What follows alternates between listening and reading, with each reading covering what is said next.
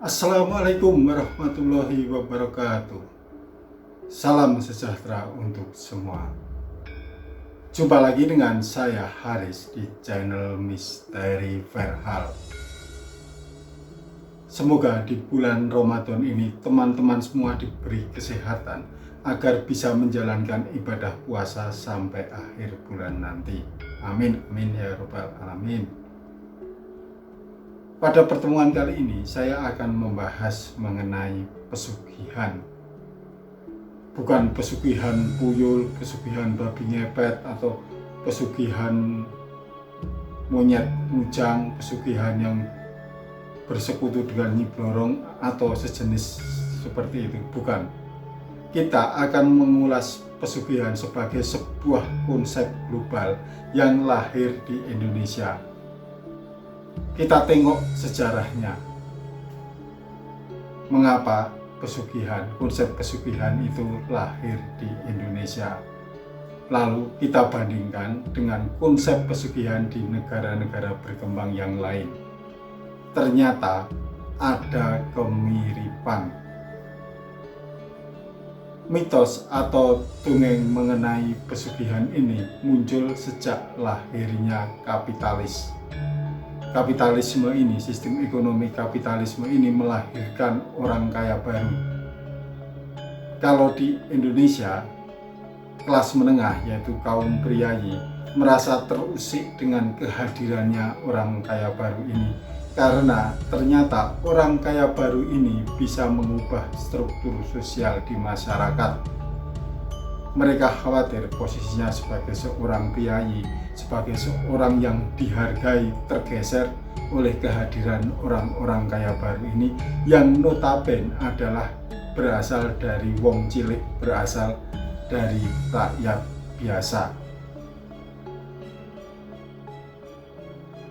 Rasa kekhawatiran, rasa cemas yang dirasakan oleh golongan menengah, kalau di Indonesia para priayi ini diwujudkan dengan menghembuskan isu tentang pesugihan, bahwa orang-orang kaya baru itu bersekutu dengan iblis, bersekutu dengan demit, bersekutu dengan makhluk gaib untuk memperoleh kekayaan.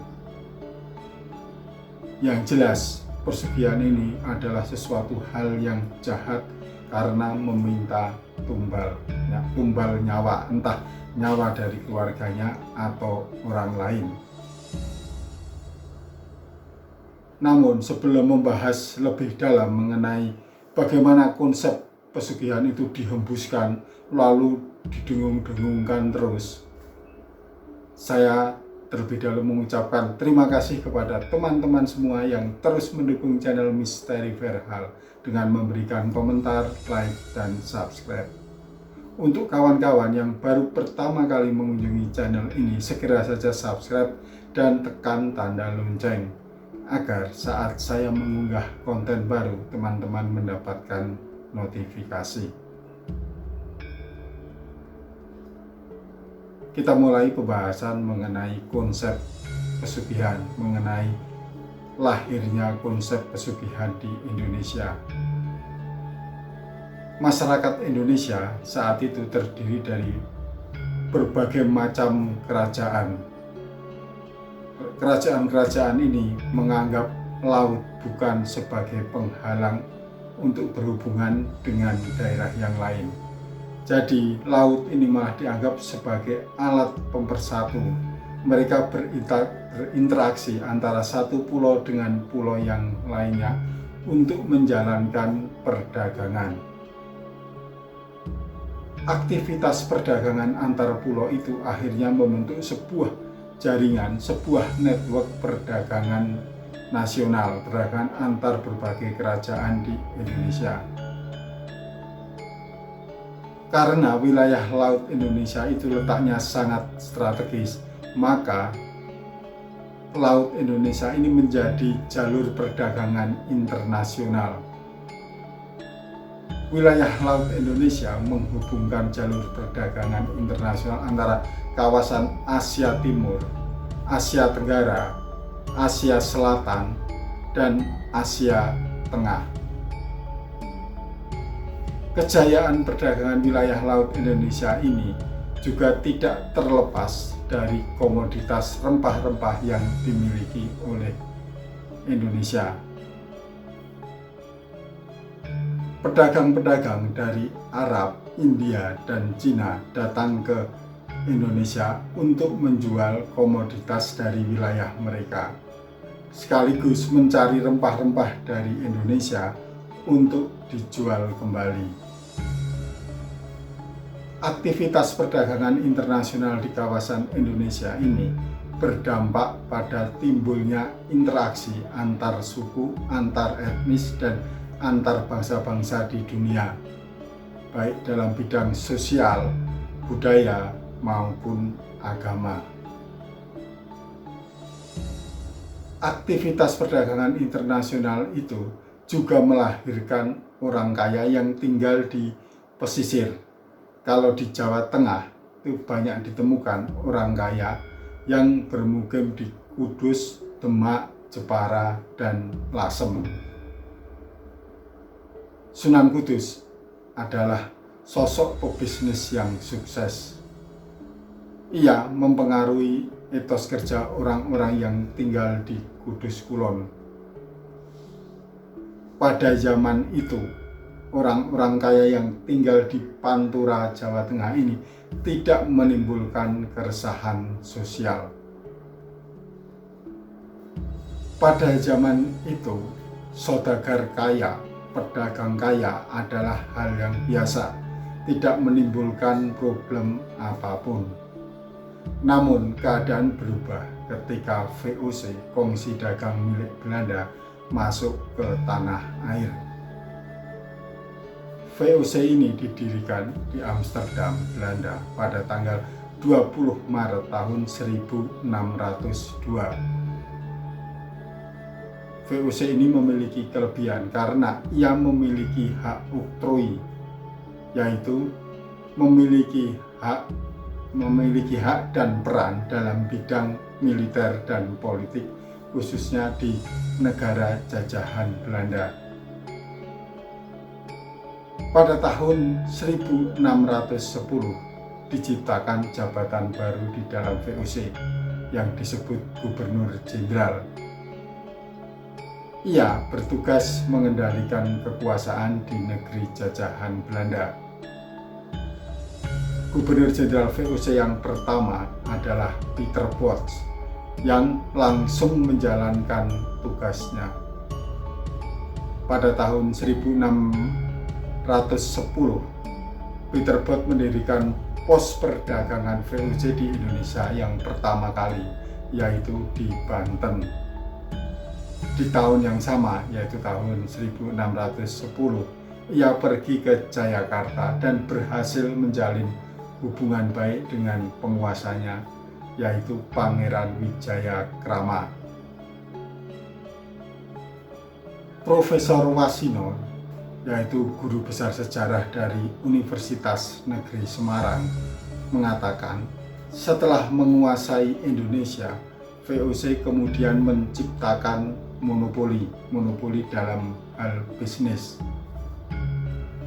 Dampak dari monopoli tersebut, kaum pribumi tersingkir dan kemudian menjadi kelas buruh. Struktur sosial pun berubah, apalagi setelah munculnya tanam paksa. Para bangsawan menjadi priayi yang mendapatkan gaji dan fasilitas mewah dari pemerintah Belanda. Padahal dulu sebelum kehadiran VOC, para priayi ini adalah orang kaya dan para pedagang. Kini para priayi itu tak mau lagi berdagang. Priayi tak pantas berjualan. Maka lahirlah struktur sosial baru, yaitu priayi dan wong cilik. Orang Jawa pada zaman itu tak lagi ingin menjadi pedagang. Mereka ingin menjadi priayi yang mendapatkan gaji besar dan tunjangan mewah dari pemerintah Belanda. Sementara wong cilik hanya menjadi buruh. Buruh sendiri tak berhak menjadi kaya.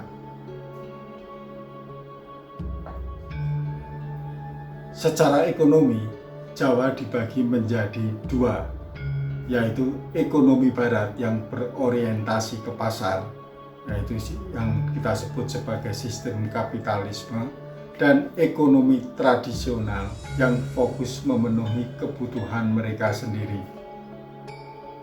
Wong cilik cukup menanam padi untuk memenuhi kebutuhan mereka sendiri, sementara industri-industri besar seperti gula, kopi, dan tebu yang memiliki jaringan internasional dikuasai oleh VOC.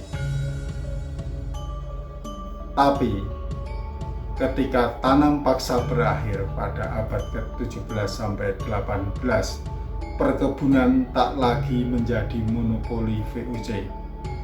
Perkebunan dimiliki oleh orang Barat dan sebagian orang-orang Cina. Dampak dari hal tersebut, terjadi monetisasi. Uang menyebar ke desa-desa seperti di Kudus, Pati, Solo. Uang mulai menyebar ke pedesaan.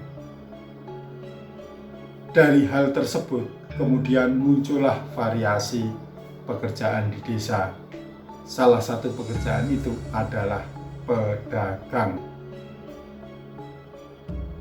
Pada mulanya yang menjadi pedagang ini adalah kaum wanita. Tapi mayoritas pedagang adalah wong cilik.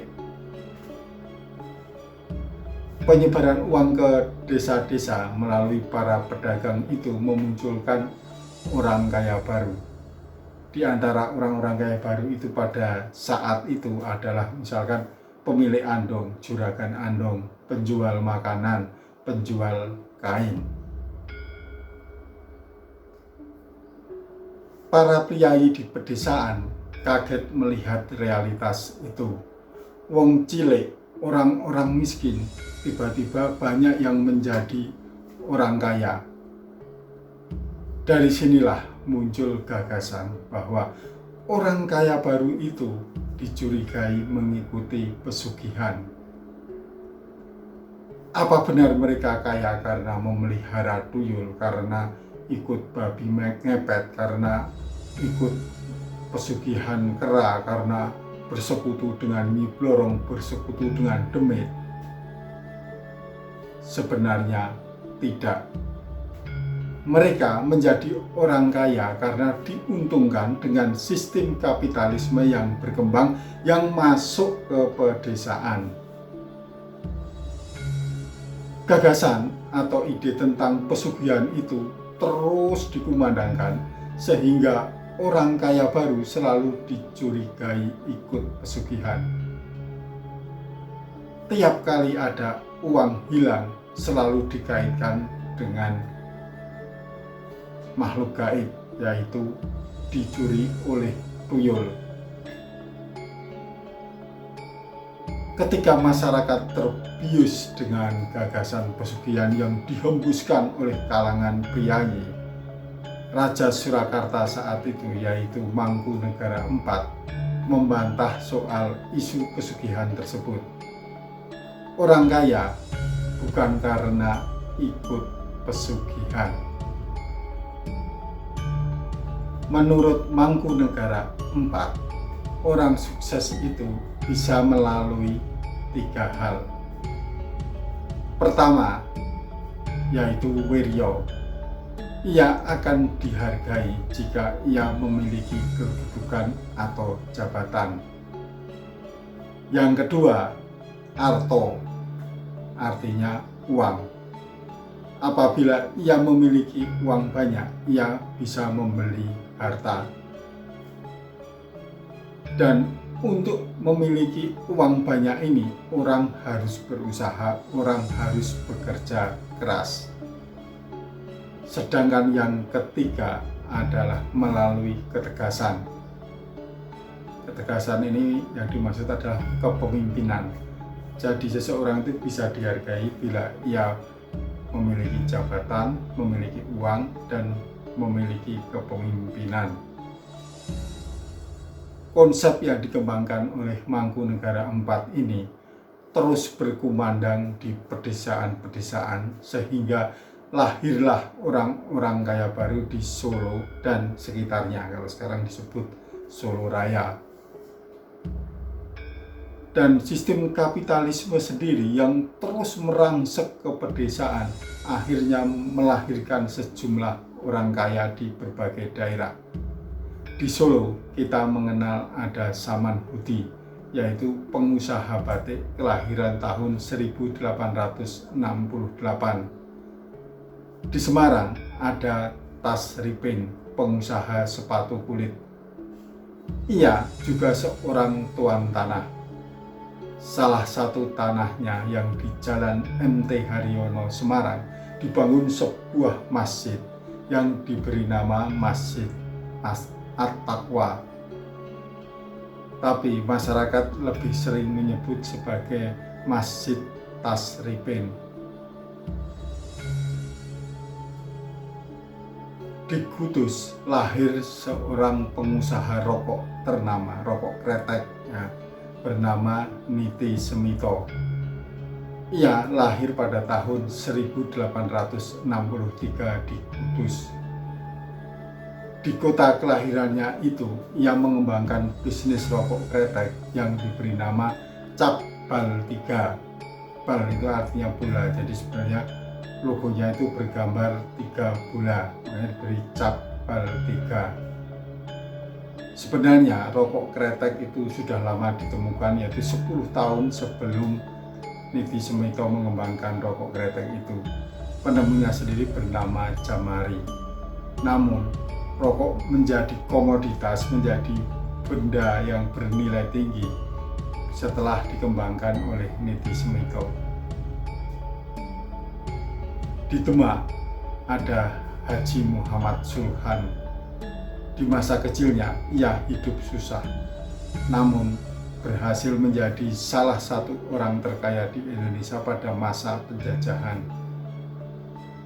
Sejak kecil, Sulhan sudah berjualan air bersih, gorengan, dan bahkan menjadi pembantu di pabrik beras milik orang Jepang. Berkat keuletannya, Sulhan memiliki beberapa perusahaan dan bahkan hotel.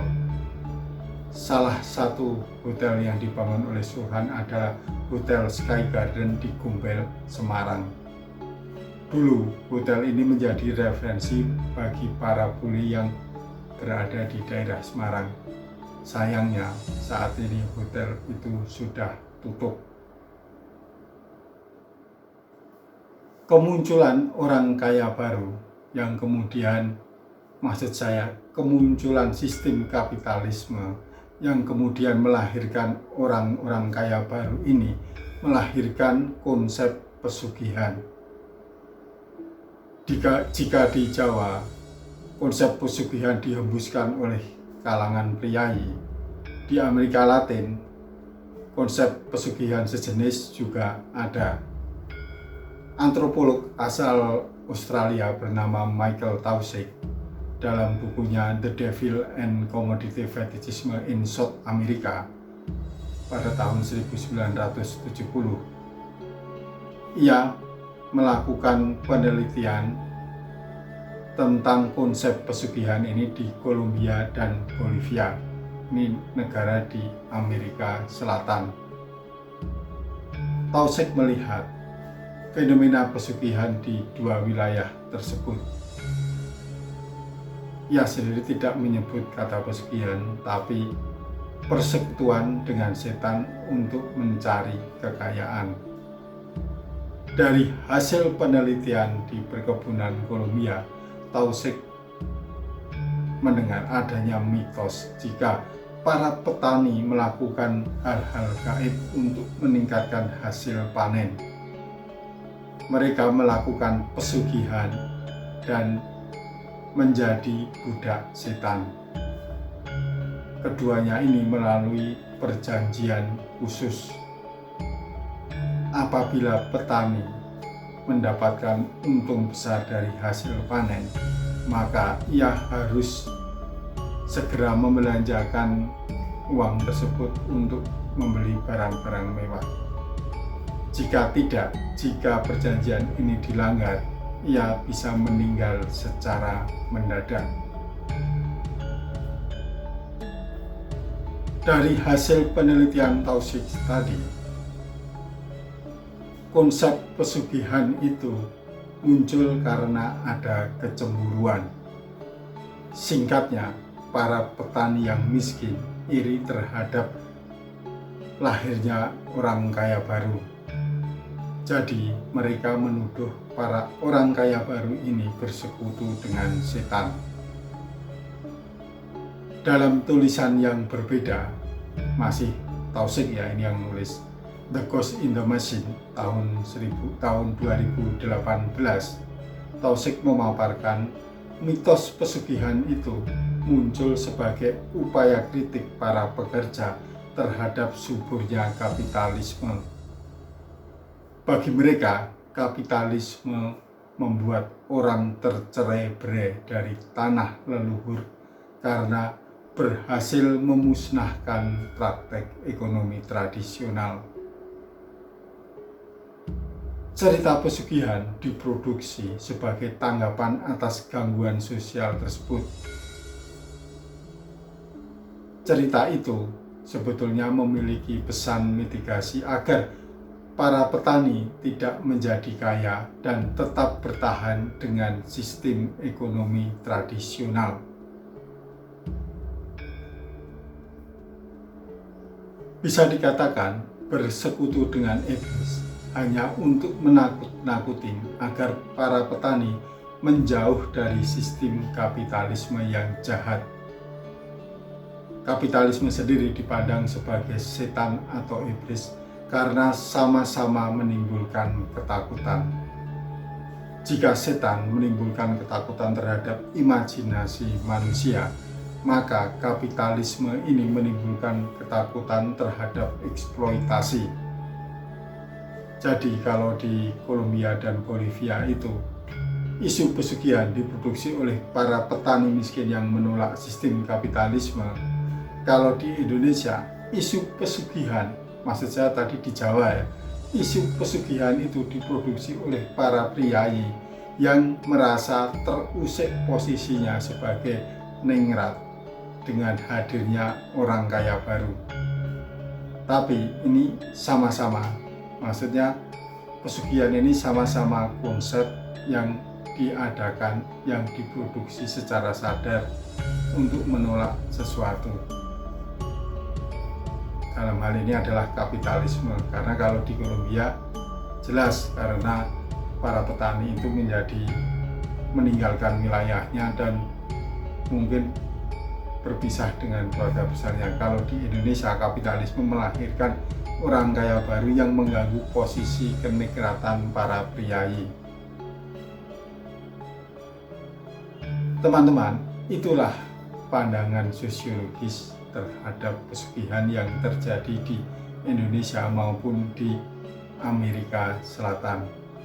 Pada intinya, konsep pesugihan dimunculkan oleh masyarakat yang khawatir orang kaya baru bisa merusak struktur masyarakat yang ada. Masyarakat juga cemas terhadap sistem kapitalisme yang akan melahirkan eksploitasi. Sekali lagi, ini tidak meninjau pesugihan dari perspektif religi, di mana bersekutu dengan iblis adalah sebuah kenyataan yang harus dipercaya. Saya meninjaunya dari sosiologis yang tidak terkait dengan perspektif religi. Bagaimana dengan teman-teman?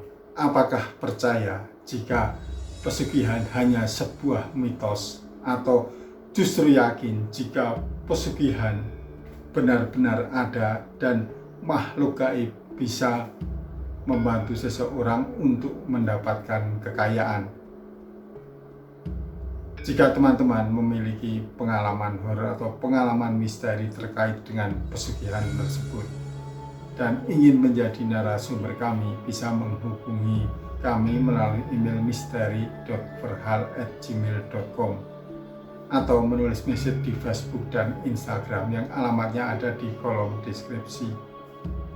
Jika teman-teman nggak mau ribet, cukup tulis komentar di kolom komentar yang ada di bawah ini. Nanti kami yang akan menghubungi teman-teman. Jangan lupa ikuti terus channel Misteri Verhal, karena episode mendatang saya akan membawakan berita misteri atau cerita horor yang lebih dahsyat. Sampai jumpa. Wassalamualaikum warahmatullahi wabarakatuh.